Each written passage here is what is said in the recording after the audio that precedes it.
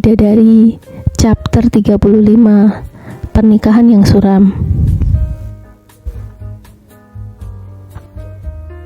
Kamu ini, kalau memuji Vanessa bisa saja.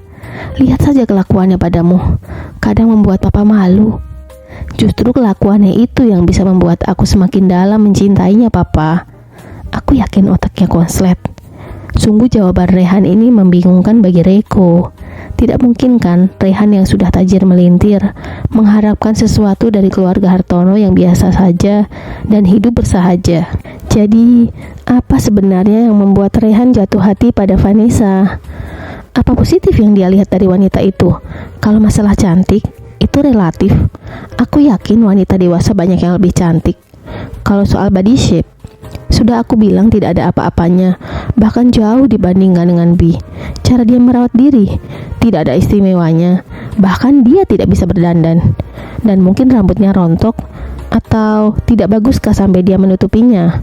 Karena aku tidak percaya kalau orang yang memakai kerudung zaman sekarang itu adalah wanita baik-baik. Sudah banyak aku lihat di luaran sana, mereka memang menggunakan perangkat Islam, tapi katanya teroris. Nah, untuk urusan yang satu ini memang Reiko agak skeptis. Kuliahnya di barat, dan dengan pemikiran barat yang konvensional dan liberal itulah yang membuat dirinya berpikir tentang atribut-atribut itu. Semua pasti dan bagian negatif. Lihat saja apa yang terjadi pada tragedi 911 dan yang lainnya. Itulah yang menjadi pertimbangan dasar dalam pemikiran Reiko. Lalu, kenapa wanita seperti Vanessa pantas dicintai oleh seorang yang sesempurna Rehan Dharma Aji? Tidak mungkin kan? Kalau hanya karena dia bisa memasak saja kah? Aku rasa Vanessa terlalu bodoh dan terlalu menyebalkan untuk hidup bersama dengan wanita yang seperti anak-anak di saat suami memikul beban yang cukup berat untuk pekerjaannya.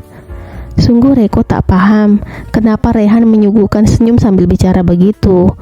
Otaknya tidak bisa sampai ke sana. Apakah Rehan hanya tidak enak saja pada Paleknya? Atau sebenarnya dia hanya memendam perasaannya? Atau diam-diam dia punya selingkuhan di belakang Vanessa dan hanya menikah dengan Vanessa asal membuat keluarganya senang? Masa iya Rehan tidak kesal memiliki istri seperti bocah?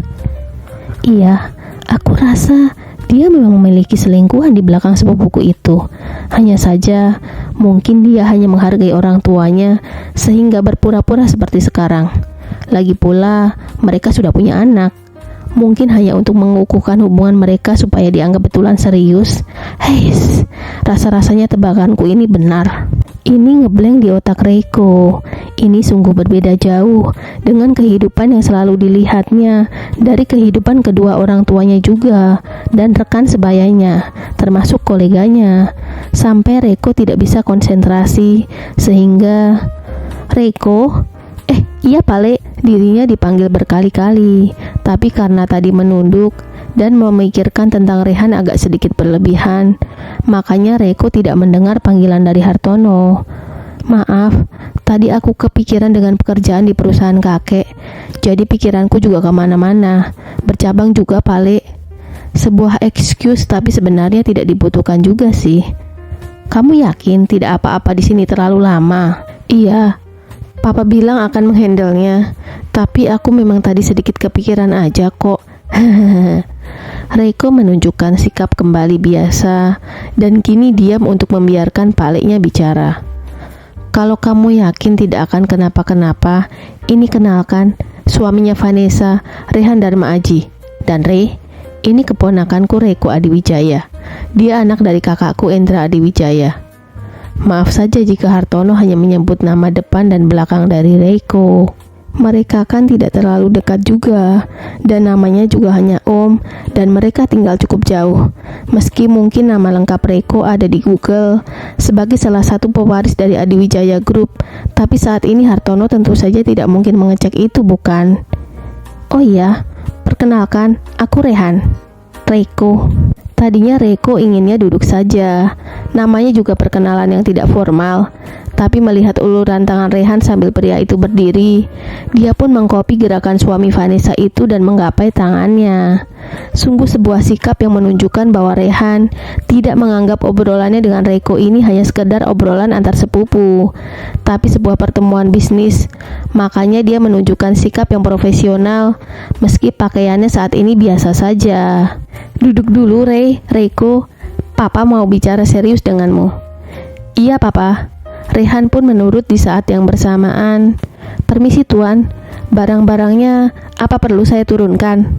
Seseorang berdiri di pintu depan dan menanyakan sesuatu yang membuat Rehan mengangguk. "Turunkan saja, Roy," ucap Rehan santai. Mungkin Roy juga bisa duduk di sini, tapi tidak dengan wajah Hartono yang justru serius menyuruh asisten Rehan itu berada dalam ruangan itu bersama mereka. Sesuatu yang membuat Rehan sadar kalau pembicaraan ini memang benar-benar sesuai dengan apa yang dipikirkannya tadi saat bersalaman. "Aku yakin ini bukan sesuatu yang sederhana yang dibicarakan Papa dengan keponakannya. Soal apa ya?" Rehan penasaran. "Karena itulah, taruh saja dulu barang-barangnya, Roy. Kamu ikuti perintah Papa.